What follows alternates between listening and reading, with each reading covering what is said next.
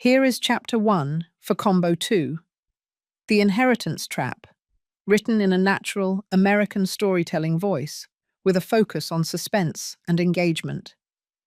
The content is crafted to fit the outlined plot and meet your specific requirements. My sister's fiancé put me in the coffin, believing I was dead. But I woke up and had to dig my way out. I knew I was going to die a quiet death. I just never imagined it would be at the hands of my own family. My mind, still fuzzy from the drug, struggled to process what my body already knew. I was buried alive. Before we continue, please subscribe to the channel and let us know where you are listening in the comments. The darkness was a blanket of pure, suffocating terror. The smell was the first thing to hit me, the cold, musty scent of damp earth and old wood. My lungs burned, and every breath was a desperate, panicked gasp. I tried to scream, but the sound was choked, swallowed by the thick silence. My hands, bound at the wrists, felt the splintered wood above me, the rough grain pressing into my fingertips. Just hours ago, I was in my study, carefully cataloguing my collection of rare jewels. It was a tedious but comforting task. My sister Phoebe was supposed to be in the kitchen with her fiancé, Silas, preparing our evening tea. I remember him coming in, a charming smile on his face, offering me a glass of iced tea. "For a little pick-me-up, Vivian," he'd said in that smooth, honeyed voice. The last thing I saw was his face, twisted in a mask of contempt, as my vision began to blur. I had been so foolish. I'd allowed myself to be lulled into a false sense of security, believing that a man like Silas, with his expensive suits and polished manners, could be trusted. I should have listened to my instincts. The feeling of dread I had been trying to ignore for weeks suddenly made perfect sense. I was now a victim of my own naivete. My heart hammered against my ribs, a frantic drumbeat of pure adrenaline. The air was thin, thick with the scent of pine and dirt. I could hear the muffled thud of a shovel on the other side of the coffin lid. They weren't just burying me. They were burying me while I was still lucid, still aware. The thought was a chilling, horrifying realization. "It's a perfect spot," I heard Phoebe whisper, her voice strangely calm. "No one ever comes to this part of the cemetery." "She won't need that much more," Silas replied, his voice a low growl. "Just a few more feet and she's out of our hair forever." The words felt like a physical blow. The betrayal was so complete, so total, that it hurt more than the splintered wood or the suffocating darkness. My own sister, the one I had taken care of my whole life, was burying me alive. My mind raced, trying to find an answer, a way out of this nightmare. I thought of Caleb, my late husband. He was a man of logic and reason, and I knew he would have a plan. But he was gone, and I was alone. I was not alone, though. My fingers, still tied, brushed against something hard and cool. It was my mother's jade hairpin, which I had forgotten I was wearing in my hair. I knew that it was my only chance. It was my salvation. I used the hairpin to painstakingly pick the knot on the rope, my fingers trembling with a mixture of fear and determination. The minutes stretched into an eternity as I struggled against the rough rope. The silence was broken only by the sound of my ragged breathing and the thud of dirt. My head began to throb. The air was getting thinner, and I felt the first wave of true panic. The rope finally came loose, and I felt a small, desperate surge of triumph. I was free, but I was still trapped. I used my now free hands to feel around, searching for a weak spot, anything that could help me escape. My hands, moving slowly but deliberately, came across a small metal latch on the side of the wooden coffin. It was a latch that would have been used to secure the lid, and I knew that it was my only chance. I felt the first bit of dirt fall into the small crack, the cold soil a stark and terrifying reminder of my situation. I could hear the muffled voices of my sister and her fiancé, their conversation a symphony of greed and avarice. "Soon, Serafina," I heard Silas say. "Soon all her jewels will be ours." I knew I had to act now. I couldn't just sit here and die. I had to fight.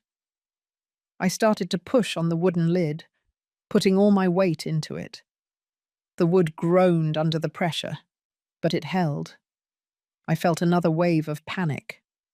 I was out of time.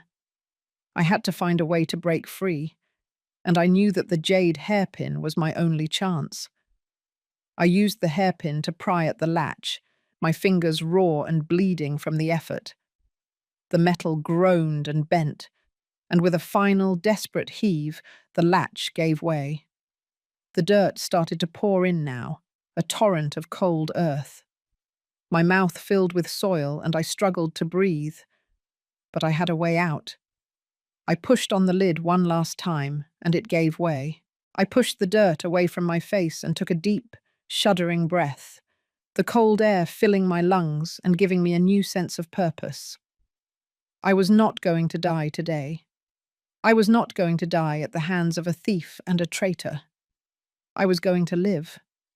And when I did, I would make them pay. The damp, heavy soil smelled like death, but the thin rush of air through the cracks of the broken latch felt like pure oxygen. I didn't claw my way out with the sheer strength of a 68-year-old widow. I clawed out with the rage of a woman who had just been betrayed by her own blood. I pushed the wooden lid open just enough to wiggle out. The night was pitch black, thick with the humid air of the South Carolina low country. The mud and grime clung to my clothes, turning my silk dress into a sodden, dark shroud. I found myself in the middle of the old Thorne family cemetery, a place of stone and moss and shadows. My body was aching, my head throbbing from the drugs, but the adrenaline was a sharp, cold focus. Silas and Phoebe were gone. They must have believed the job was finished, that old Vivian Thorne was finally laid to rest, giving them unrestricted access to my remaining fortune. It was time to face the life I thought I had, the opulent existence that masked a viper's nest. My life was defined by the Thorne estate in Charleston, a stately home older than the state itself, filled with antiques and whispers of history. It was the perfect backdrop for my tragedy. I was the curator of my own gilded cage, surrounded by priceless artifacts that were now the very motive for my murder.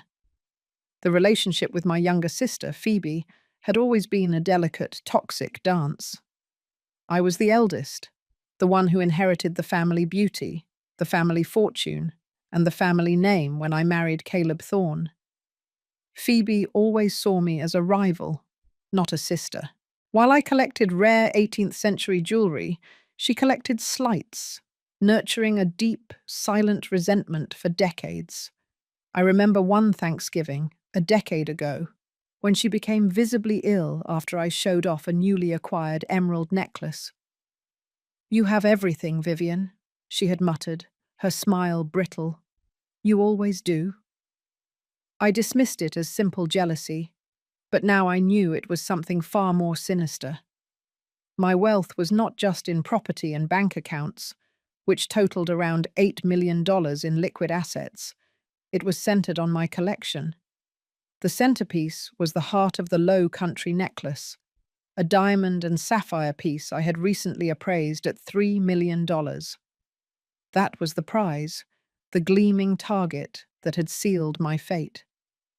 Phoebe's introduction of Silas Vance into our lives 3 years ago was the start of the final act.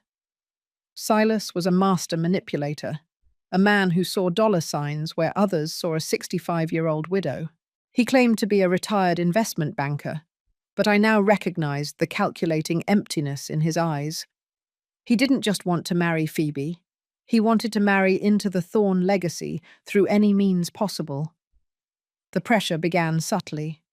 Silas started by praising my foresight. "Vivian, A smart woman like you must have her affairs in perfect order, he'd coo. Then he'd shift to concern. Phoebe worries about your legal documents. You know, with the estate's complexity, a proper, modernized will is essential. He brought legal documents over, urging me to sign a new directive that would bypass the original trust established by Caleb. He specifically wanted me to sign over control to a newly formed private limited company, supposedly to handle the estate's taxes efficiently.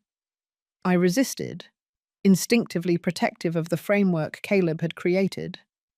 But the pressure mounted. Just 2 weeks before I was buried, I noticed a change in the house. A valuable 17th century French tapestry, which had hung in the parlour for 50 years, was gone. When I questioned Phoebe, she shrugged with a dismissive wave. "Oh, the cleaners must have taken it for restoration, Vivian. It was looking terribly faded." I knew better. The tapestry was irreplaceable.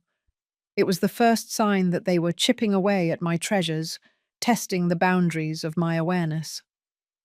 Then, a few days later, my rare set of Qing dynasty porcelain vases were replaced by cheap, modern replicas. I was furious, but Phoebe and Silas were experts at deflection, playing the concerned family members. "You're just tired, Vivian," Silas insisted, his hand resting on my shoulder with sickening false compassion. "Maybe a little vacation would clear your head." The true climax of their greed came when Silas tried to get me to liquidate all my assets and buy a massive insurance policy, with Phoebe as the sole beneficiary. The proposed policy was for $5 million. "It's a gift to Phoebe, Vivian," he'd said, smiling. "A final act of love." The paperwork for that policy arrived just yesterday, and it included an official death certificate template. I stared at that template for a long time, the words "cause of death, accidental drowning" already typed in. I remember the cold dread that settled in my stomach. Now, lying in the mud, crawling toward the familiar lights of my house, I knew that drowning was simply their backup plan. They chose the coffin and the cemetery instead. They wanted my final resting place to be quick, quiet, and completely unrecoverable. But they failed. They had the motive, they had the means, and they had the complete lack of conscience. What they didn't have was a woman willing to stay dead. I looked at the mud-caked jade hairpin clutched in my hand, then toward the glow of my home. I knew they were inside, probably toasting my supposed demise and dividing my life's work. I was dead to the world, without a bank account, without a name, and without a voice. But I was alive. And as I started to run, slipping and stumbling through the ancient cemetery grounds, all I could think about was the beautiful, painful revenge I was about to serve. The moment I pulled myself free of the grave, the fear didn't vanish. It simply sharpened into a cold, lethal resolve. I was covered in cemetery mud, bleeding slightly from where the rough wood had scraped my skin, but I was alive. And I had a destination, the Thorn Estate. My first act of defiance had to be silent, swift, and utterly undetectable. I ran along the edge of the old highway, using the overgrown kudzu vines and Spanish moss as cover. The lights of my house, usually a comforting beacon, now felt like the watchful eyes of my executioners. When I reached the perimeter of the estate, I slipped through the weak spot in the wrought iron fence near the old oak. I knew this place better than my own name. It was not just a home, it was a fortress, built by my late husband, Caleb, 2 decades ago. My objective was the root cellar. Caleb, a meticulous man who distrusted banks and bureaucracy, had converted the old brick root cellar beneath the carriage house into a secure emergency bunker. It was where he kept his true secrets, and where I knew I could find the means to fight back. I slid down the narrow stone steps, the damp air thick with the smell of mildew and earth. The heavy oak door was locked with an electronic keypad that only accepted my palm print. I pressed my muddy, trembling hand against the scanner. A soft click confirmed the access, and the heavy door hissed open. Inside, the world felt safe again. It was dry, lit by emergency solar lamps, and stocked with enough survival gear for 3 months: water, preserved food, a satellite phone, and most importantly, a heavy, locked steel cabinet. I pulled out the cabinet key, the one Caleb had hidden inside a hollowed-out porcelain doll on the mantelpiece in the library. I had retrieved it moments before Silas offered me that deadly iced tea, acting on a small, chilling premonition. The cabinet held what I truly needed: my real identity. My original passport, several $100,000 in untraced bearer bonds, and a heavy, sealed manila envelope labeled simply, Caleb's final account. I sat on a wooden crate, the mud drying and cracking on my face, and stared at the envelope. This brought me back to the moment that had truly defined my life: the death of my husband, Caleb Thorne, 20 years ago. Caleb was a brilliant but paranoid man. He always said, "The greatest threats come from those you trust." He died in what the police ruled a tragic sailing accident off the coast of South Carolina. He'd suffered a sudden heart attack and drowned. I was devastated, shattered. Phoebe, with her endless tears and comfort, had been my rock during that time. Now the weight of the last 20 years settled on me, suffocating me with doubt. Was Caleb's death really an accident? Or was it the start of a much longer, darker conspiracy? The sudden appearance of Silas 3 years ago had been the catalyst for the present danger. He arrived with Phoebe, all charm and manufactured concern, quickly integrating himself into my life. He didn't just propose marriage to Phoebe, he proposed a complete overhaul of my finances. "You need protection, Vivian," he'd insisted, his voice smooth as glass, during an expensive dinner at the yacht club. "Your trust is ancient. It's vulnerable to inheritance tax. A modern legal structure is necessary to preserve your legacy for Phoebe and the family." He'd pushed me to sign a new legal document that would create a new financial entity. This entity, the Thorne Family Preservation Fund, would transfer control of the vast majority of my liquid assets, roughly $8 million, into a single, complicated offshore account. The co-signer? Phoebe. I was hesitant, citing Caleb's deep distrust of offshore banking, but Silas was relentlessly persuasive. "It's just a formality," he had stressed, handing me a massive legal binder thicker than a dictionary. "It ensures that if anything happens to you, the transfer is seamless, no messy probate." His emphasis on "anything happens" now echoed in the root cellar, loud and sinister. I realized this was the setup. They hadn't just tried to kill me.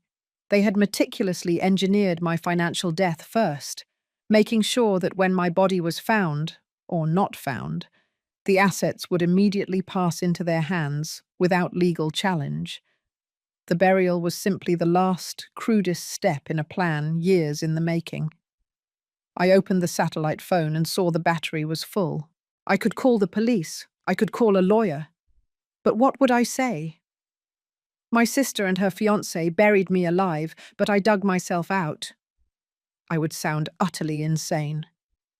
Phoebe and Silas were experts at lying, and their story of the grieving family members dealing with the eccentric, unstable widow would easily be believed over a muddy, traumatized woman emerging from a grave. I needed proof that transcended a simple accusation. I needed to know the truth behind Caleb's death, too. I needed to understand the deep root of Phoebe's jealousy and Silas's greed. They wanted to erase my life, but I would turn my death into the ultimate trap. My hand reached for the final, sealed envelope. Caleb's final account. Whatever secrets Caleb had feared to share with me 20 years ago, I was about to find them. The time for grieving was over. The time for cunning, silent, and brutal retaliation had begun. The clock inside the root cellar read 3:15 a.m. The world outside, the world where I was officially dead, was holding its breath. I used the satellite phone to establish a secure, encrypted connection to a retired tech specialist who had worked for Caleb years ago. I only spoke 10 words. I am alive. Access Thorn Fund. Trace transfers. Then I broke the seal on Caleb's final account. The manila envelope contained no grand confession of love, no dramatic farewell. It contained evidence, a series of tightly handwritten, dated entries on faded ledger paper. This wasn't a diary. It was an investigator's log, detailing a financial audit. Caleb hadn't died of a heart attack. He had been quietly, systematically investigating Phoebe for years. The log detailed a series of financial maneuvers that began almost immediately after I inherited my father's liquid assets, roughly $4 million from an old family trust. Caleb had discovered that Phoebe, using her knowledge of my family's archaic legal structure, had created duplicate paperwork to siphon off funds. The entries began 22 years ago. June 12, 2003. Phoebe opened a holding corp, the Palmetto Group. Initial transfer, $300,000 from Vivian's unrestricted account, listed as Art Restoration Consultation. No art was restored. August 4th, 2004.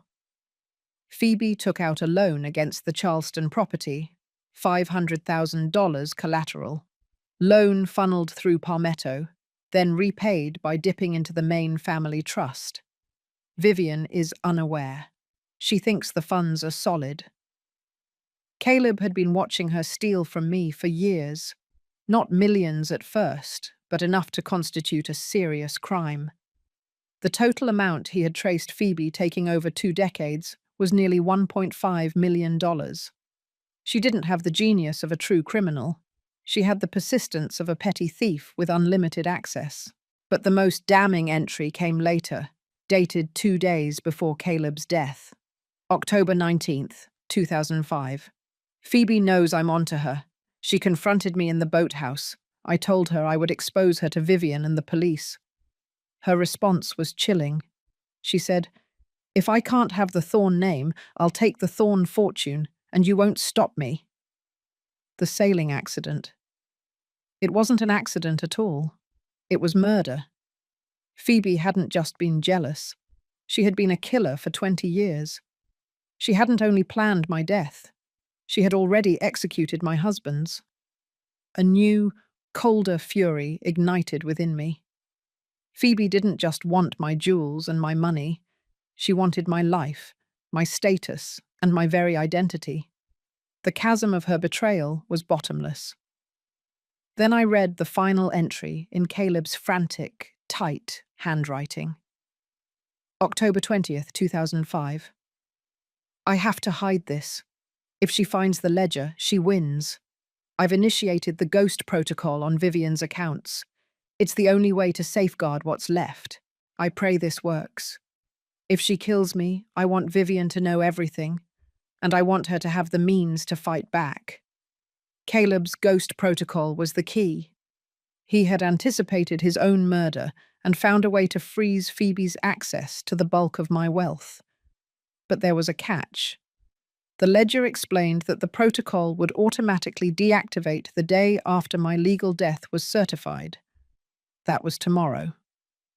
Phoebe and Silas were rushing to certify my death so they could fully access the $8 million in the main account. I had about 18 hours before they locked me out of my own life forever. The realization brought clarity. Calling the police now would be a mistake. They would investigate, certainly, but Phoebe and Silas would deny everything. They would present Silas's legal documents, claiming they were following my wishes as the grieving family. They would claim I was emotionally unstable, and the evidence, Caleb's 20-year-old ledger, might not be enough to counter their polished performance. They needed to be caught in the act. They needed to believe they had won. My plan began to form, sharp and brutal. I would not simply expose them, I would destroy the elaborate reality they had constructed. And to do that, I had to become the ghost they thought I was. I changed out of the muddy clothes and into a black jumpsuit and boots Caleb kept in the bunker. I gathered the essential tools: the satellite phone, a small tactical knife, and most importantly, the digital recorder Caleb had also stashed in the envelope.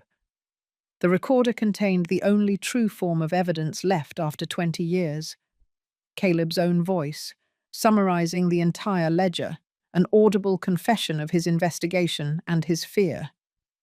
I had to re-enter the main house, the lion's den. I needed to know every move Phoebe and Silas were making. I needed to witness their moment of triumph before snatching it all away. I sealed the ledger and my passport back into the steel cabinet. Then, I quietly locked the root cellar door behind me.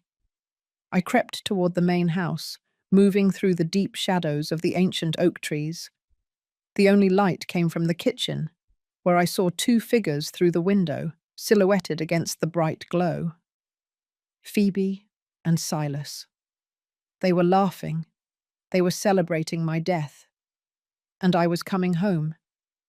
The shadows of the Thorn estate were my old friends. They had always been part of the landscape, but tonight they were my greatest allies. I moved through the overgrown garden like the ghost they thought I was, keeping to the darkest patches beneath the century-old magnolia trees.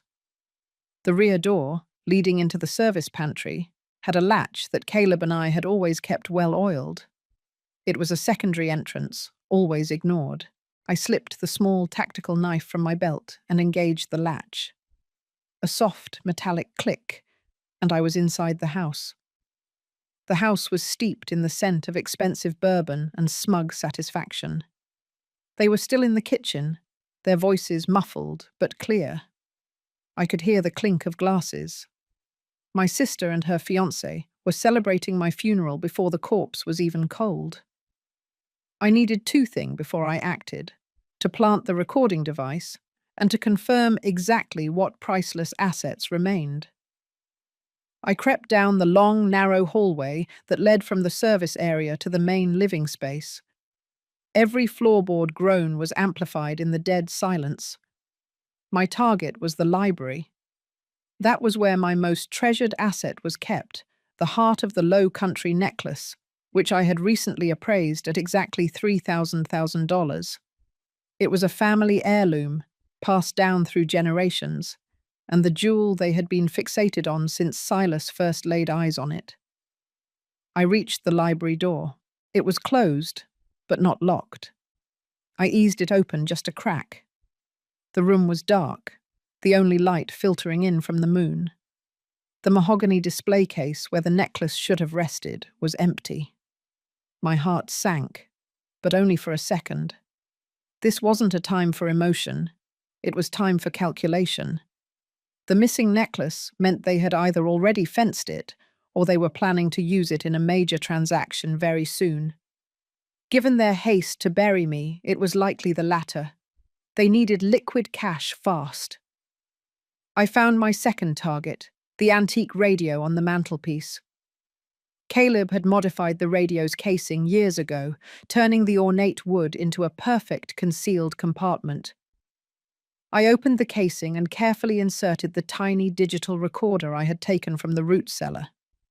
I activated the recorder's continuous loop function, ensuring it would capture every word spoken in the library and the adjacent parlor.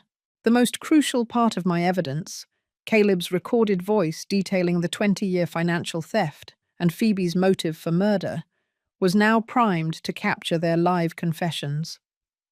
I needed to gather more context. I crept toward the parlor, hiding behind the velvet drapes that framed the entrance. From there, I had a clear line of sight into the kitchen where they were celebrating. Phoebe looked different. She was wearing my best emerald dress, a garment she had always coveted, and my pearl earrings. She was trying to embody me, to step into my role as the mistress of the Thorn estate. But the look in her eyes, the vulgar delight, ruined the illusion. Silas clinked his glass against hers. "To smooth sailing, darling," he slurred slightly. "And to the dearly departed Vivian, no legal messy loose ends this time." That cemetery was so wonderfully remote. Phoebe giggled, a sound that made my skin crawl. "Finally, the Thorn estate is ours, and I can finally be Vivian without the original always breathing down my neck." This confirmed my deepest fear. Phoebe wasn't just stealing my money, she was stealing my identity. She had been practicing for 3 years, mimicking my style, my mannerisms, perhaps even my signature. Silas pulled out a thick, leather-bound folder. "The final transfer documents. I file the death certificate at 9 a.m. tomorrow, and by noon, the bank confirms the access code change. The $8 million from the main trust are ours. Then we liquidate the rest." "What about the necklace?" Phoebe asked eagerly. "The heart of the Low Country. I want to wear it when we sign the papers." A final act of irony. Silas chuckled. "Phoebe, my darling, you're thinking small. I need that necklace to open a very important door tomorrow, a high-stakes fence in Atlanta. The buyer is waiting. The cash exchange is for $2.5 million at 4 p.m. tomorrow. It's what pays off my personal debts and sets us up." He was clearly in debt, and my death was his financial lifeline. But his mention of Atlanta provided the critical location and time I needed for my trap. "And what about the old things?" Phoebe asked, sipping her bourbon. "Caleb's ugly old belongings. That safe deposit box he swore had something important in it." Silas dismissed it with a wave of his hand. "Probably just old war bonds. The contents of that box are tied up in the initial probate. It can wait. The main trust is the priority." They were arrogant. They believed they had thought of everything. But they had completely overlooked the 2 things that would destroy them: Caleb's meticulous planning and my refusal to stay buried. I heard Silas suggest they move the celebration to the parlor. I knew I had to move now. I retreated silently, slipping back into the shadows of the long hallway. I had what I needed: a confession, a timeline, and a destination. Atlanta, 4 p.m. I had only 16 hours to set my plan into motion. I needed to move fast, to become a step ahead of them, to ensure that when they reached their moment of triumph, they would walk directly into a perfectly constructed, inescapable trap. The game had truly begun. I slipped out of the Thorn estate, retreating back to the safety of the root cellar bunker. The bourbon scent and the sound of my sister's laughter still clung to my senses, but the details of their plan were now sharp, undeniable facts. Phoebe had been stealing my life, and Silas was the final executioner. I pulled out the satellite phone. The time for caution was over. I couldn't risk relying on the Charleston Police Department. The case was too complex, the culprits too familiar. I needed an outside force, something with the reach and resources to catch them in the act of both financial fraud and grand theft.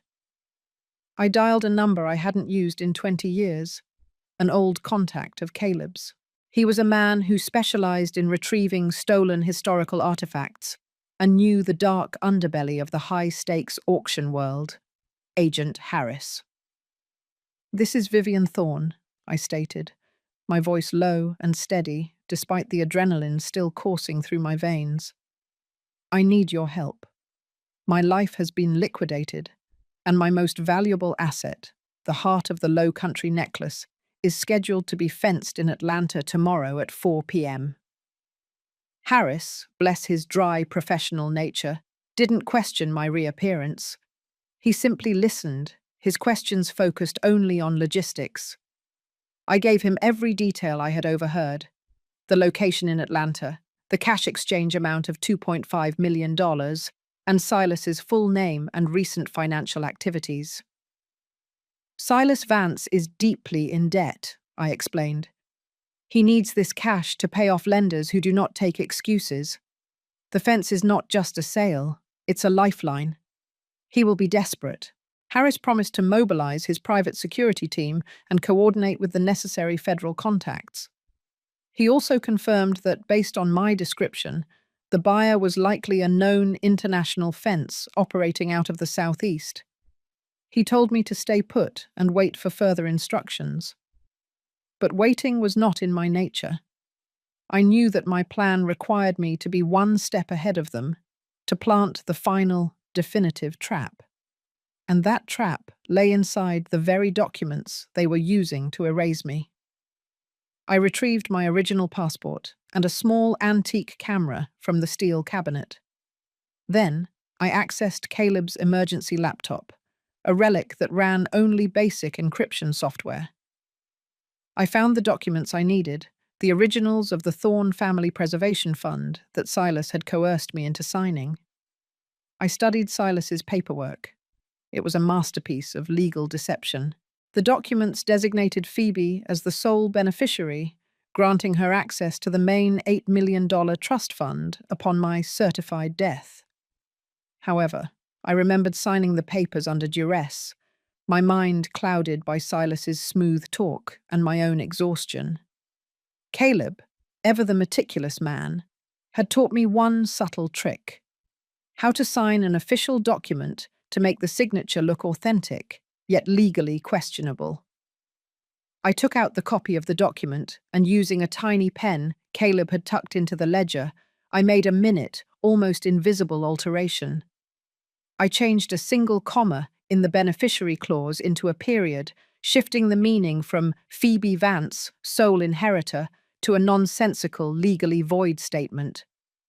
Silas had the original, but he had relied on an electronic copy for his final filing. He would file the electronic version, which I had just subtly sabotaged. He would be celebrating his success, completely unaware that the crucial beneficiary clause was now legally invalid. This was my first act of intelligent sabotage. It wouldn't stop him from filing the death certificate, but it would lock the $8 million trust fund, protecting it from his immediate grasp. He would think the money was his, only to find the bank denying the transfer tomorrow afternoon, perfectly timed with his arrest in Atlanta. I needed to secure the audio evidence as well. I pulled out Caleb's digital recorder and transferred the audio file, Caleb's recorded confession of Phoebe's 20-year financial theft, onto a micro SD card. I then placed the card inside the hollowed-out jade hairpin I had used to escape the coffin. This hairpin was now the physical key to their downfall. But I wasn't done with the house yet. I needed to create a diversion, a way to make them believe I had been unstable before my supposed accident. This was about controlling the narrative, ensuring that if any local authority investigated my sudden demise, they would focus on the wrong lead. I crept back into the house, heading straight for the medicine cabinet in the master bathroom. I grabbed 2 bottles, my mood stabilizers, and an empty bottle of powerful sleeping pills. I scattered a few of the mood stabilizers on the bathroom floor, deliberately knocking over my expensive perfume bottles to make the scene look chaotic. Then, I crushed the remaining sleeping pills and sprinkled the powder into the wine decanter sitting on the living room table. I also left the empty sleeping pill bottle conspicuously on the bathroom counter. The narrative I was creating was clear. Vivian Thorne, eccentric and emotionally unstable, consumed a fatal overdose of sleeping pills and stumbled out of the house into the night. It explained my death without any messy questions about a coffin or a remote burial site. It was an elegant suicide narrative that Phoebe and Silas would unknowingly propagate. I quickly checked the library. The recorder was still working, silently gathering evidence. Silas and Phoebe had moved to the parlor, still celebrating. I caught a snippet of their conversation. Tomorrow will be the greatest day of our lives, Phoebe, Silas boasted. You get the house, the land, and the dignity. I get the cash to save my skin. A perfect trade. And the necklace is mine eventually, Phoebe insisted, her voice tight with greed. I want the heart of the Low Country hanging right here, where everyone can see it and see me. The arrogance was intoxicating. They were so focused on the $8 million trust and the necklace that they were blind to the smaller, more dangerous details. They were blind to the tiny legal change, the planted pills, and the hidden recorder. They were blind to the fact that their victim was now walking among them. I slipped out of the house once more, moving with renewed purpose. I was no longer a victim fleeing a grave. I was an architect building a prison for my betrayers. The first phase of my revenge was complete. Now, I had to ensure my final confrontation in Atlanta was timed to perfection. The jade hairpin, with its secret evidence, would be the final piece of the puzzle. I used the satellite phone again, this time to arrange transportation. I couldn't risk renting a car or taking a commercial flight. I was officially a missing person who was likely dead, and surveillance cameras were not my friend. Harris, my contact, arranged for a discreet, private charter plane to take me from a small private airstrip near Charleston to Atlanta. The flight was scheduled for 7 a.m. I would be in Atlanta by 9:30 a.m., giving me 6.5 hours to execute the next phase of my plan before Silas's 4 p.m. exchange. The hours I spent in the bunker were dedicated to meticulous preparation. I used the time to carefully listen to the audio recording Caleb had made. It was dated the morning of his death, 20 years ago. Caleb's voice was strained but resolute. If you are hearing this, Vivian, I have failed. Phoebe knows I was going to expose her. She has been stealing from you for 2 decades, covering it up with fake corporate filings and clever accounting tricks.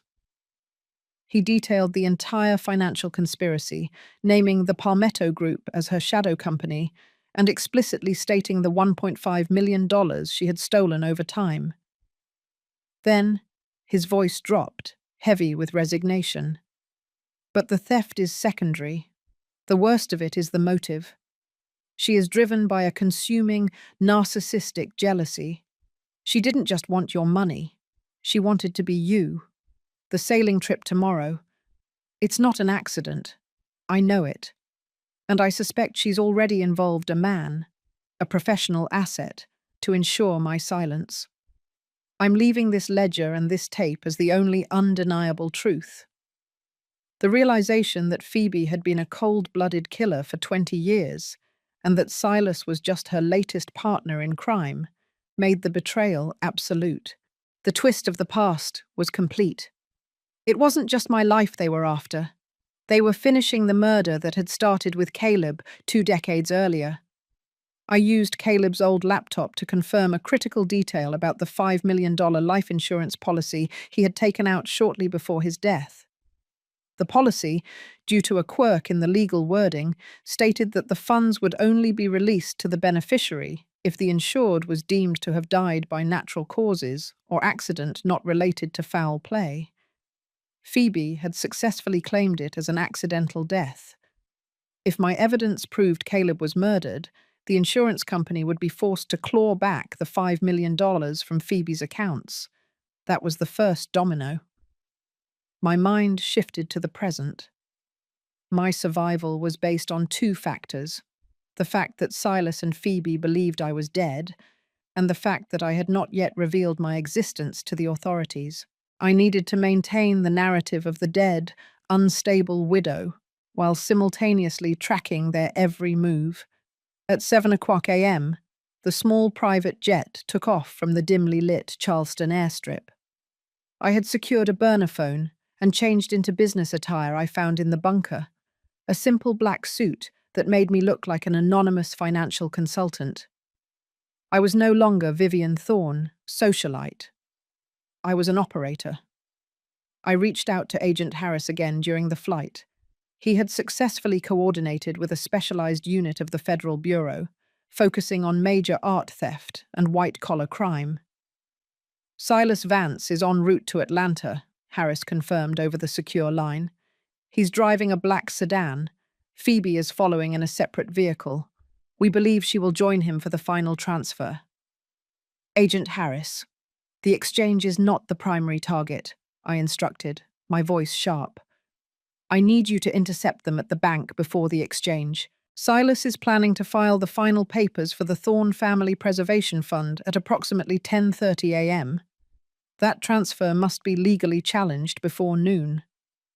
Harris sounded hesitant. Vivian, we need a clean arrest at the exchange point with the physical evidence, the necklace. Challenging the bank transfer without official notification of your survival is risky. The money is protected for now, I countered, but I need to buy time and create chaos. At 10:30 a.m., an encrypted message will be sent to the Thorne Fund's private banker. The message will contain a coded security phrase, "Only I know." It will cite the clause regarding unvalidated beneficiary details. This will flag the transfer as legally void, freezing the $8 million trust. It will be a small, precise blow that will terrify them. This was the core of my plan of intelligent sabotage. I would hit them in the one place they were most confident, their access to the money. I created the encrypted message on Caleb's laptop. The security phrase was simple. The jade hairpin is the only witness.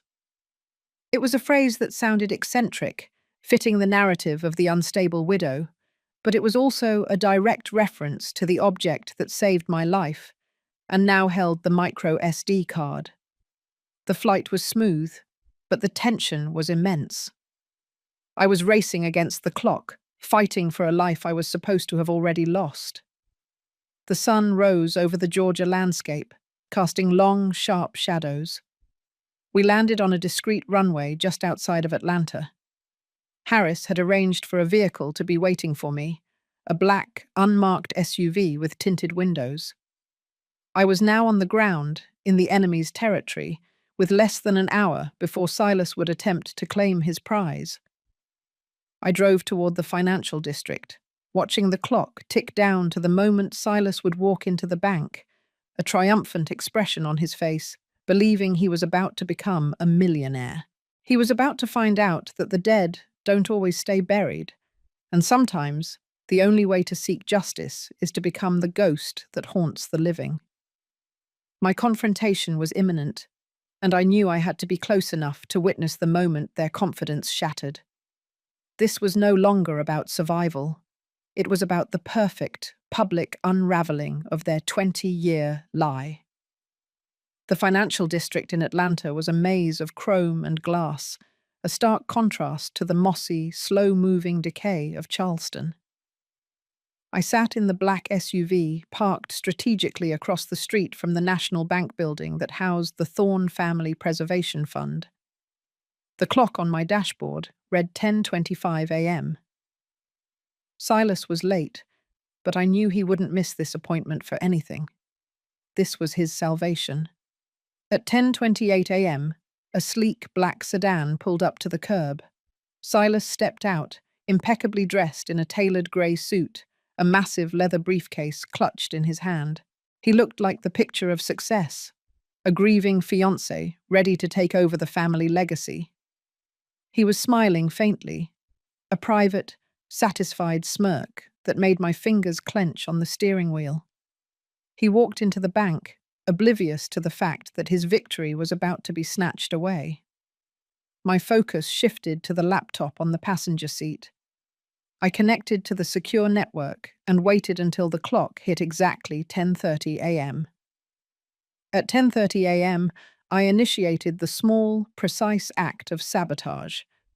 The encrypted message, containing the legally voided beneficiary clause and the coded security phrase, "The jade hairpin is the only witness," was sent directly to the Thorne Fund's private banker.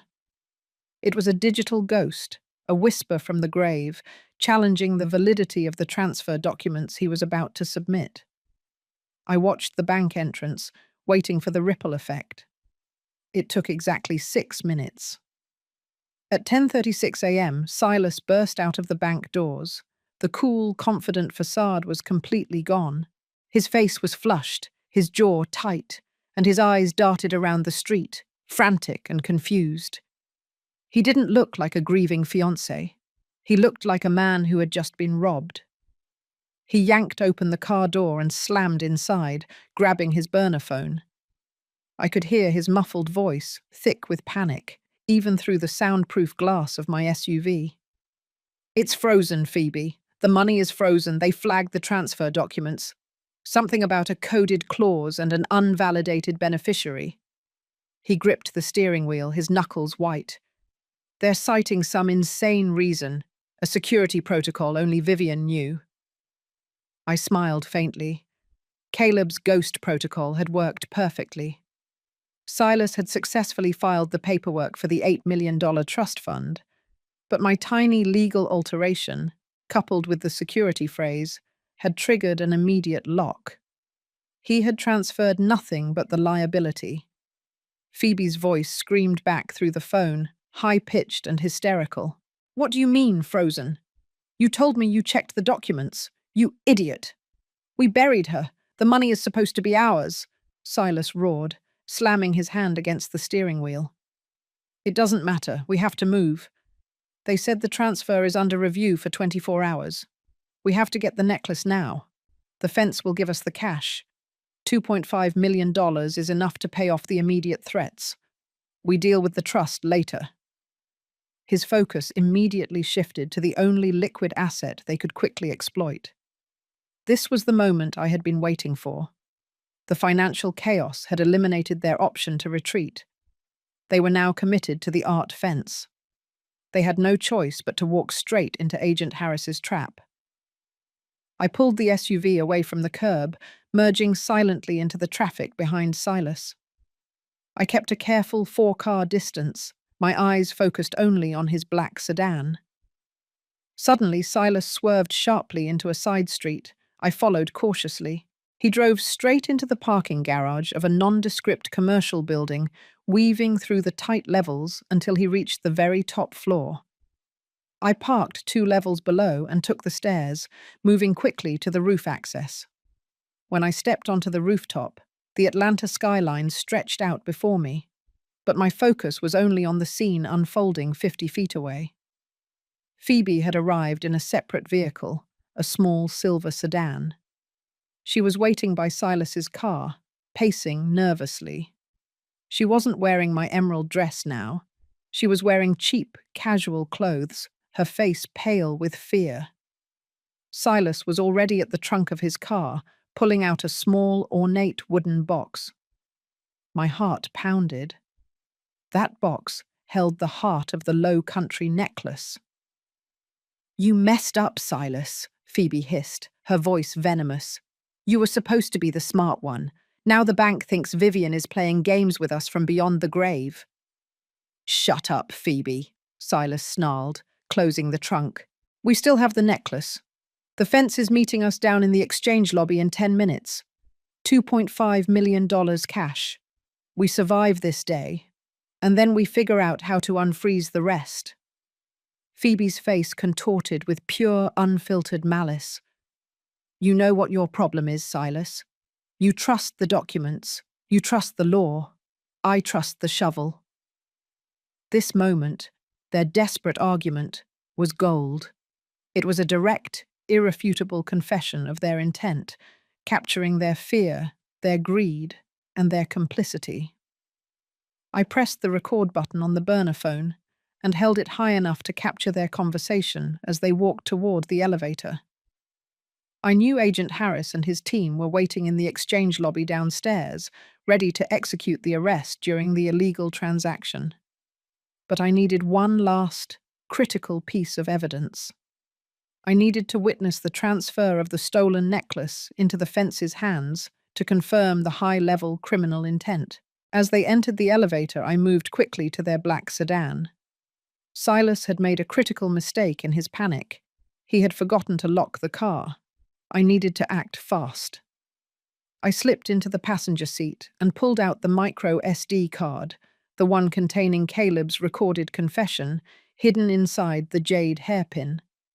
I glanced around quickly.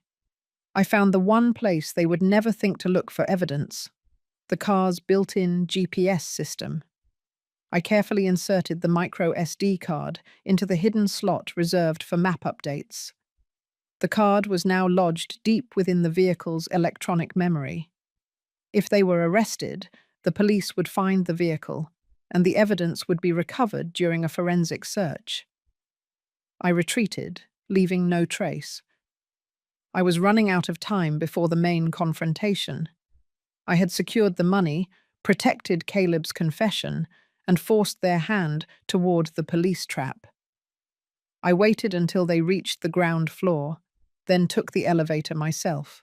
I needed to be close enough to witness the final moment of their downfall. I wanted to see the look on Silas's face when he realized his victim was the architect of his demise. I stepped out into the lobby, disguising myself behind a pillar near the main entrance, ready for the curtains to fall on the Thorne family tragedy. I pressed myself against the cold granite pillar, the polished stone barely offering enough concealment. The exchange lobby of the Atlanta Commercial Building was sterile and quiet, a monument to white-collar transactions. It was 3:55 p.m. The entire building was a stage, and Phoebe and Silas were about to walk into the final scene of their tragedy. I watched the elevator doors. My hands were steady now, the earlier panic completely replaced by the focused calm of an executioner.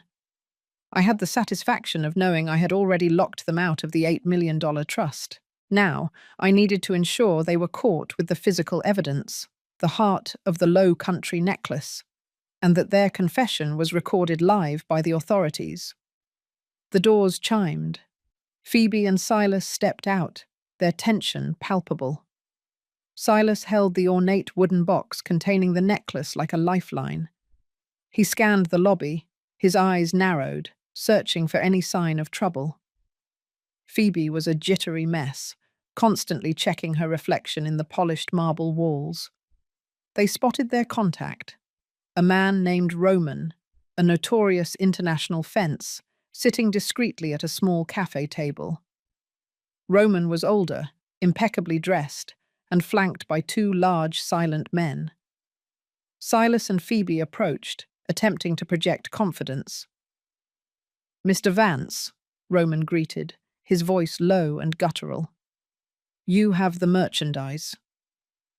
"And you have the required cash," Silas replied, placing the box carefully on the table. He was trying to sound professional, but his voice cracked slightly. Roman didn't waste time. One of his bodyguards opened the briefcase, revealing thick banded stacks of crisp $100 bills. The total amount of $2.5 million sat gleaming under the lobby lights.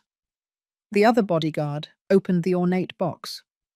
The sight of my necklace, the stunning sapphires and diamonds, being handled by a criminal, sent a sharp pang through me. It was the ultimate violation. Roman leaned in, using a jeweler's loupe to inspect the central stone. Magnificent, untraceable history. A fine piece, Silas.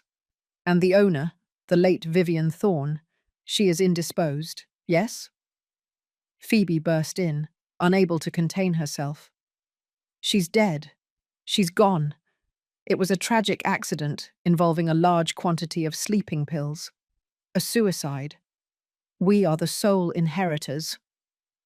Silas shot her a look of pure fury, a mistake that would soon prove fatal.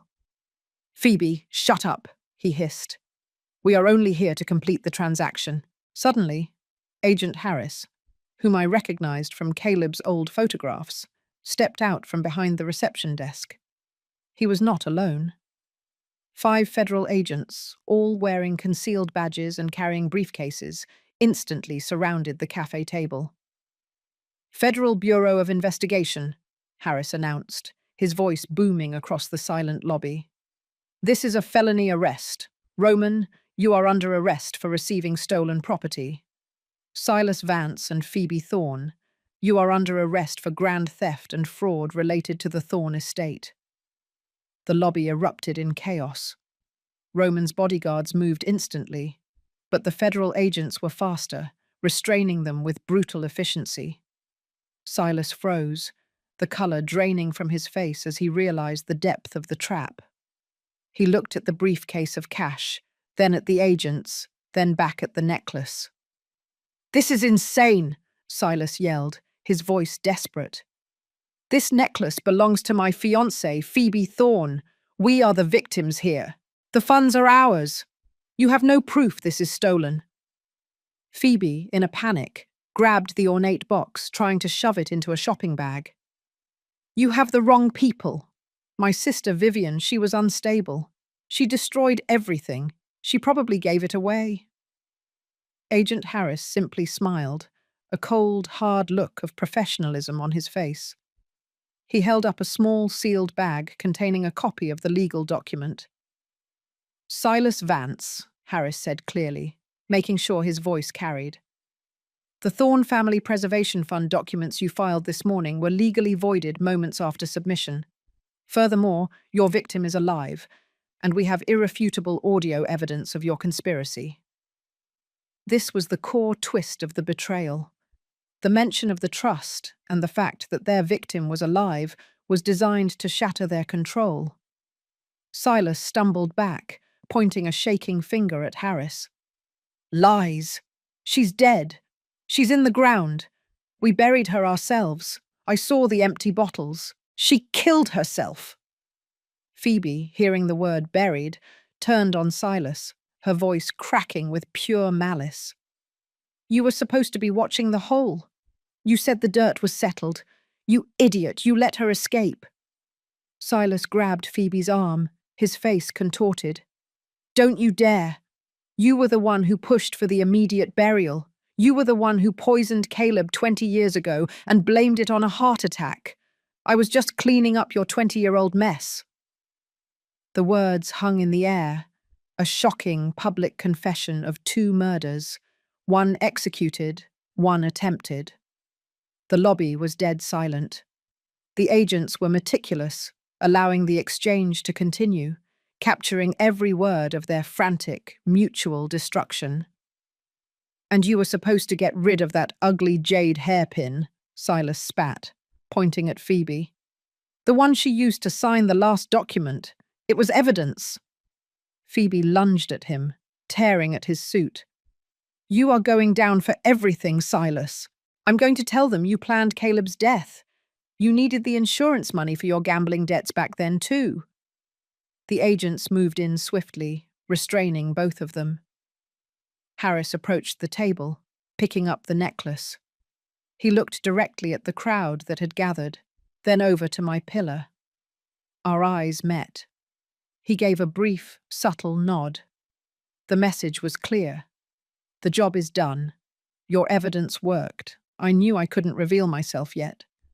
The police needed time to secure the confessions, and Phoebe and Silas needed to believe the evidence found them, not that I was the one who orchestrated the trap. The twist of the public confession was sealed. I was still a ghost, but my revenge was now concrete, verifiable, and broadcasted to the entire Federal Bureau. I turned and walked away, disappearing back into the anonymity of the Atlanta streets. The necklace was safe, the money was frozen, and the criminals were in custody, having confessed to a 20-year-old murder and a fresh attempt on my life. I had avenged Caleb and saved myself. But the journey wasn't over. I still had the emotional wreckage to clean up. I had to stop being a ghost and become Vivian Thorne again, stronger than before. I returned to the Atlanta FBI field office, no longer as a phantom, but as a key witness. Agent Harris had secured a private, sterile conference room for my debriefing. I didn't walk in. I strode, covered in the residual mud from the grave, exhaustion fighting with a cold, clear fury. Harris wasted no time. "Vivian, you're alive. That's the most important thing. Silas and Phoebe are being interrogated now, separately. They both confessed to the murder of your husband, Caleb Thorne, 20 years ago. They are blaming each other for the attempted murder of you today. The blame game is their final play, I stated, pulling the jade hairpin from my pocket. It's meaningless. Did you recover the micro SD card from Silas's car? Harris nodded, holding up the tiny chip in a clear evidence bag. Forensics is processing the data now. We have their confessions, the physical evidence of the attempted murder, the freshly dug grave in Charleston, and the heart of the Low Country necklace. But this chip is the missing link to the historical fraud and Caleb's murder. We need your testimony linking this chip to the audio recording. I spent the next 3 hours, my voice hoarse and raw, dictating the entire timeline. I detailed the 2-decade-long financial abuse, Caleb's investigation, his $1.5 million tracing of Phoebe's thefts, and his ultimate death. I explained the ghost protocol, the tiny legal change I made, and how it saved the $8 million trust fund from their grasp. The most critical moment was the presentation of Caleb's recorded voice. The forensics team played the audio for Harris and the lead prosecutor, a grim-faced woman named Ms. Jennings. Caleb's voice, 20 years younger, filled the room, clearly detailing Phoebe's jealousy and her plan to eliminate him for the life insurance money. Ms. Jennings looked at me, her eyes widening. Phoebe Thorne claimed the $5 million life insurance policy as an accidental death. With this evidence, not only is she charged with murder, but we can initiate proceedings to recover the entire life insurance payout, plus interest, for bank fraud. This is beyond grand theft. This is a 20-year enterprise. The scale of the conspiracy was staggering. It wasn't just about the money. It was about the profound, narcissistic entitlement that allowed Phoebe to steal my husband, my assets, and my identity for 2 decades. Now the final piece, I said, my voice heavy. The trap was sprung, but the trap for me is still active. I explained the narrative I had created back at the house, the scattered mood stabilizers, the empty sleeping pill bottle, and the decanter spiked with sedatives. They believe I committed suicide, I explained. When they were arrested, they confirmed this belief. They will use this to argue my testimony is unreliable, the ravings of an unstable woman. Ms. Jennings smiled, a predatory, professional smile. They gave us the perfect counter-narrative. The toxicology reports from your arrest scene, which will show no lethal drugs in your system, coupled with the staged suicide scene at the house, will prove premeditation on their part. They were covering their tracks, setting up the scene after they buried you. That turns their defense into another charge of obstruction. My plan had worked better than I had hoped. The chaos I had created was not a liability. It was the final, ingenious piece of evidence. Later that evening, Agent Harris and I were alone. He brought me a fresh change of clothes and a meal. I was still physically battered, but the relief was immense. They are both being held without bail, Harris informed me. They are blaming the other for everything, especially the idea to get rid of the jade hairpin, which they now realize held the evidence. I looked at my hands, remembering the splinters and the mud. They were so fixated on my wealth, they forgot the true value of my life. And they never anticipated that my husband, even 20 years dead, would leave a trail of truth.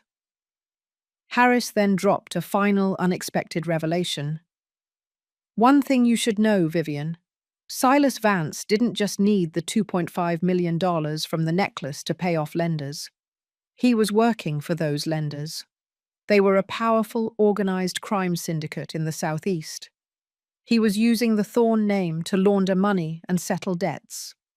Your death wasn't just convenient. It was required by people far more dangerous than Phoebe. This was the final, chilling twist of the criminal underworld. My survival had exposed Silas to a far greater threat than the FBI, the very people he owed. My revenge was now complete, extending beyond the domestic sphere and into the wider, darker world of justice. The emotional weight of the day finally crashed over me. I had avenged Caleb. I had dismantled 2 decades of lies. But I was still Vivian Thorne, the widow who had been buried by her sister. I needed to go home, not just to my house, but to my life. I had to stop being the ghost. The time for the socialized revenge was over. The time for healing had begun. I need to go home, I told Harris. I need to face the ruins of my life and build something new, something honest. I spent 2 more days in Atlanta, working closely with the prosecution team. The case against Phoebe and Silas was now airtight, fortified by their public confessions, Caleb's recorded testimony, and the undeniable physical evidence. The grave, the spiked wine decanter, and the stolen necklace. The court had granted a temporary restraining order on the entire Thorne estate and placed the frozen $8 million trust fund into an escrow account. Finally, on Friday morning, I boarded a commercial flight, no longer needing the secrecy of a charter, and flew back to Charleston.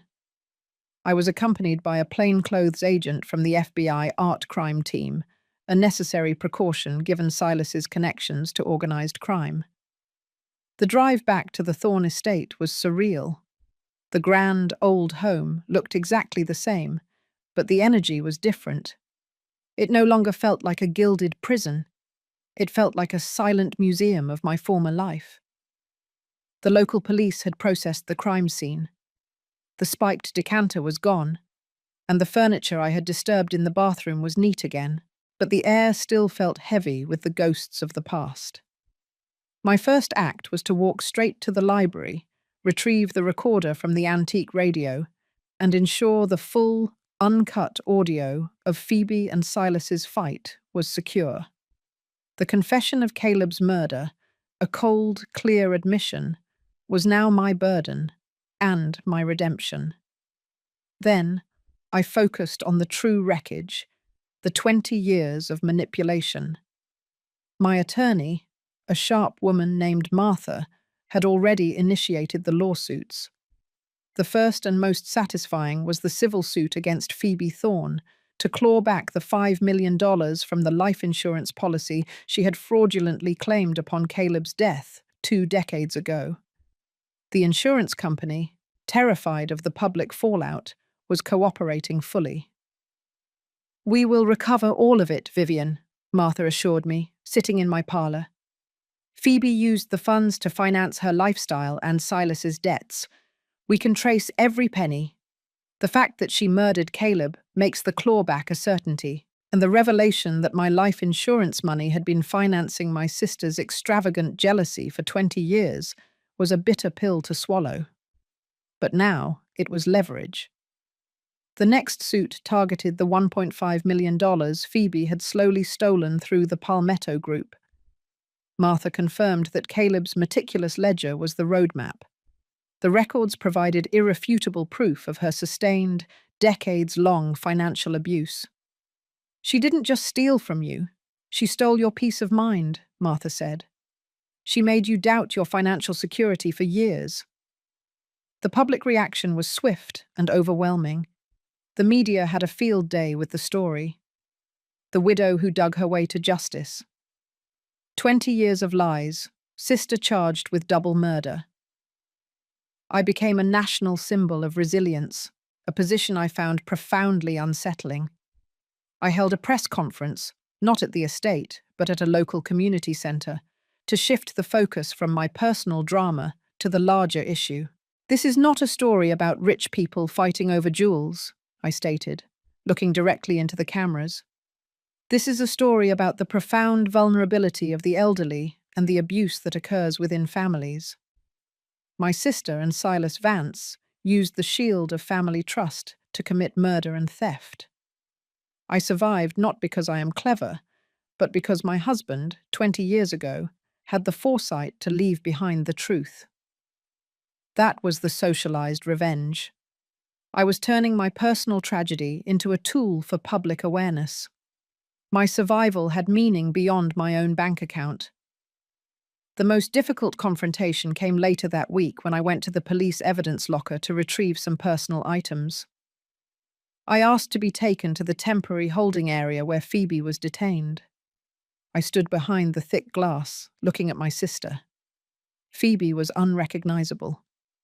The polished veneer was gone, replaced by a raw, hollow desperation. She looked up, her eyes wide with shock and immediate denial. "Vivian, you're alive. It was Silas. He forced me. He planned all of it." I didn't raise my voice. I spoke clearly, calmly, giving her no emotional currency. "Phoebe, the police have your full confession. I listened to Caleb's voice from 20 years ago. The lies are over." "You always had everything," she whispered, the bitterness overwhelming her fear. "The house, the love, the life. I deserved it more than you." "You deserved nothing that wasn't earned honestly," I countered. "You murdered Caleb because you couldn't stand being second best. You buried me because you couldn't stand me existing. You didn't want my life, Phoebe. You wanted to destroy it." I watched as the truth finally registered in her eyes, a shattering moment of realization. There was no repentance, just the cold, hard certainty of her fate. I didn't feel triumph. I felt an immense, exhausting finality. The chapter of my sister was closed forever. I left the holding cell, walking away from the toxicity she embodied. I had faced the monster and won. Now, it was time to cleanse the Thorn estate and begin the true work, healing the heart that had been broken not once, but twice by betrayal. I knew the physical pain of the grave would fade, but the emotional scars needed a deliberate, radical form of therapy. I knew exactly what my final, meaningful act would be. The legal process moved with the slow, deliberate speed of justice. 7 months after I had crawled out of my grave, the trial of Phoebe Thorne and Silas Vance began. It was a media circus, but I stayed grounded, shielded by Martha, my attorney, and the undeniable truth of the evidence. Silas and Phoebe were convicted of first-degree murder for Caleb's death, attempted murder for the burial, and multiple counts of grand theft and fraud. They were sentenced to life in prison without the possibility of parole. The verdict brought profound relief, but not closure. Closure wasn't a court ruling. It was something I had to build within the walls of my own home. My final defining act was the work of healing and forgiveness. Not forgiveness for Phoebe, she had chosen her path, but forgiveness for myself, for the 20 years I had lived in a lie. I started by tackling the financial wreckage. Martha successfully recovered the $5 million life insurance payout from Phoebe, plus interest.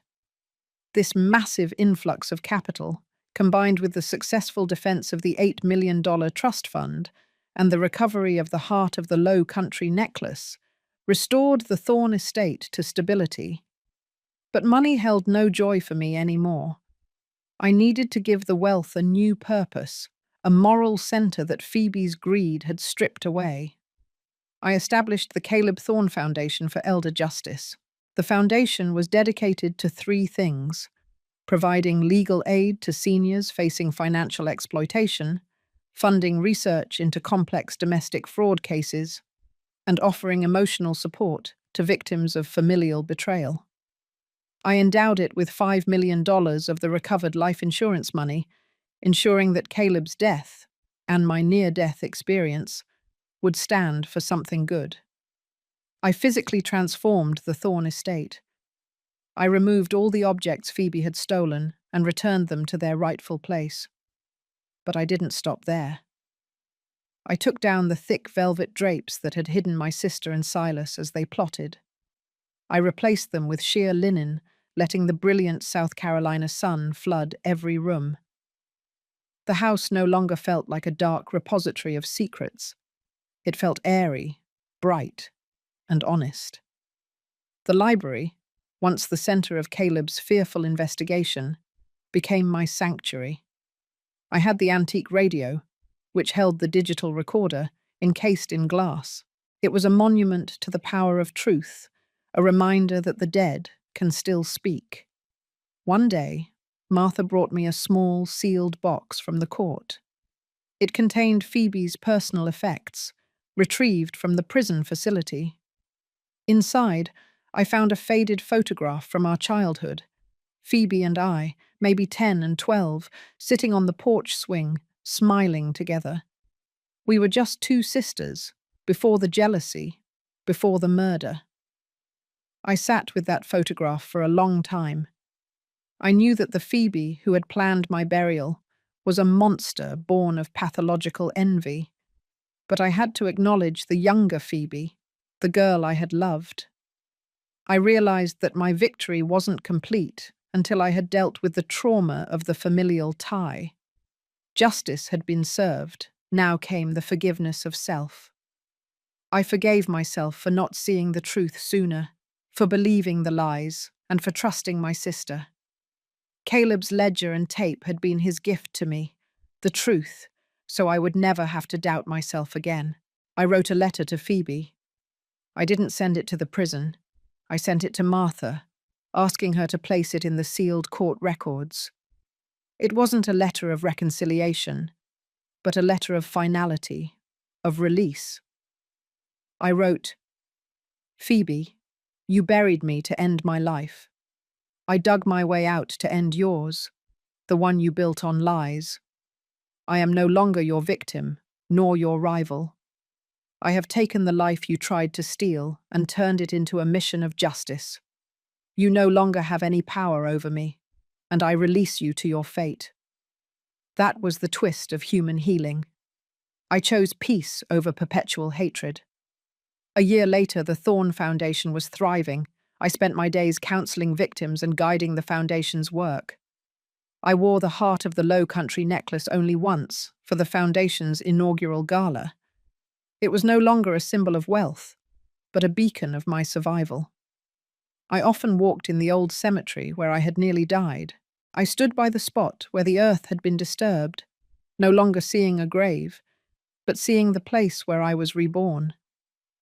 I carried the jade hairpin always, a tiny, elegant weapon that reminded me that strength can be found even in the smallest, most beautiful objects. My story was no longer a tragedy. It was a testament to survival, resilience, and the power of a long-dead husband's love to deliver justice from the grave. This story shows us how trust can become the most dangerous weapon. I found justice and peace, but it took digging myself out of the earth to do it. Have you ever had a moment in your life where you felt completely betrayed, where you had to fight for the truth nobody else believed? What was your jade hairpin, that one small, unexpected tool or piece of knowledge that saved you?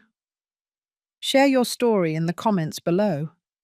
We read every single one, and your resilience might just inspire someone else who is still fighting their way out of the darkness.